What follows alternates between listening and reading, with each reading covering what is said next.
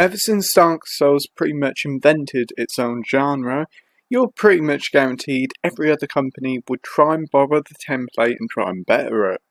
We had Lords of the Fallen, a so-so game that lacked pretty much everything that made Dark Souls so special, but Nioh, the new game from Ninja Gaiden developers Team Ninja, is the closest any developer has come to matching Dark Souls. It isn't really fair to keep comparing Nioh to Dark Souls all the time. The familiarity is there, but Nioh does enough to make it stand out in an increasingly crowded genre. The tale of Nioh revolves around English sailor William Adams, who you probably never heard of, but he was the first ever Western samurai. And Nioh is a fictionalized version of this story, adding loads of monsters and supernatural elements.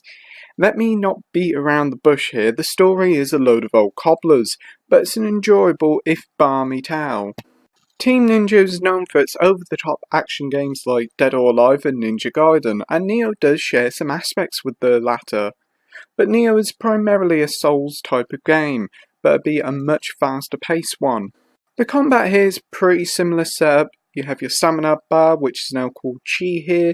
It drops every time when you attack with your weapons, and one of the main charms of the combat is to try and manage your stamina bar without running out. If that sounds too similar to Dark Souls, then Nioh does actually try a lot of new stuff to try and make it stand out more, and thankfully a lot of these inclusions work well. Like the ability to regain chi with a quick tap the R1 button shortly after a combo, which is a great get out of jail card if you're close to running out of chi. There are 5 different types of weapons you can use. These are your typical swords, dual swords, spears, axes, and the fun kusarigama, which is like a small sickle on a chain that can do some incredibly fast attacks.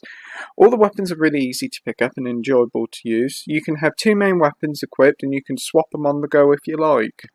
William also has 3 stances that can dramatically change the way you attack with weapons. High stance attacks are slow attacks that leave your defense wide open, but they can do a huge amount of damage. Low stances allow you to do a bevy of quick but not very powerful attacks. Middle stances, on the other hand, are a mix between the two.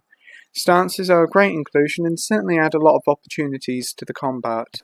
Nioh also quite shockingly features firearms. William can use a bow, a small handgun and rifles to kill off enemies with headshots from afar.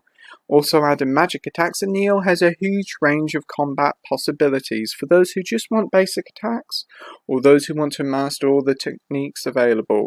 As this is an action RPG, there's an absolute bucket load of upgrade options with loads of skill trees that allow you to earn skills, combos, items.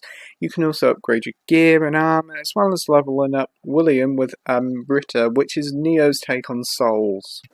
The game does an interesting take on Dark Souls' bloodstains.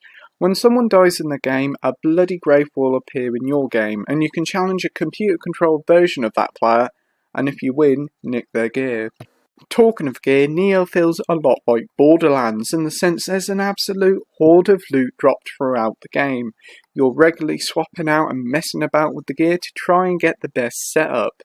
It's incredibly enjoyable and very addicting. Now on to the levels. Unlike one ever-expanding world with loads of shortcuts like in Dark Souls, Nioh goes for a more mission-based structure that takes place in various different regions of Japan. Each of the levels in Nioh play pretty much all the same, as they feel like mazes. There's a lot of backtracking in the levels, and that may annoy some people, but I found that not to be too troublesome. Pretty much all these lengthy missions end up in a big old boss battle, and while they're nowhere near as creative as many of the Soulsborne bosses, they do enough to stand out with some pretty varied boss designs. And don't you worry, the bosses in Nioh are very tough indeed, and you'll be dying plenty of times through your adventure. And may I say, Nioh is a long game.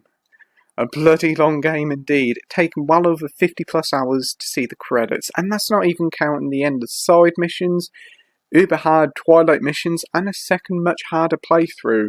You certainly get a lot of game for your money with Nioh.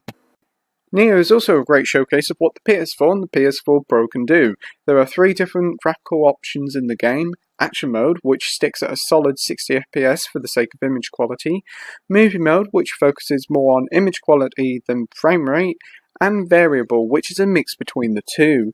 For me, the best mode to play on is Action Mode, as you need the fast frame rate in this fast-paced action game. As a nice treat for normal PS4 owners, these graphical options are even available to you too, which is a nice touch. Conclusion time now, and Nioh is a superb action game that in my eyes stands side by side with the Souls games as the best of its ilk. It's a miraculous return to form for Team Ninja, as Nioh is a content-rich game with a fantastic combat and loot system. Nioh is one of this year's best, and gets a 9 out of 10 with the title of brilliant. Thank you for watching my review, like, rate, subscribe, and until next time, happy gaming. Bye!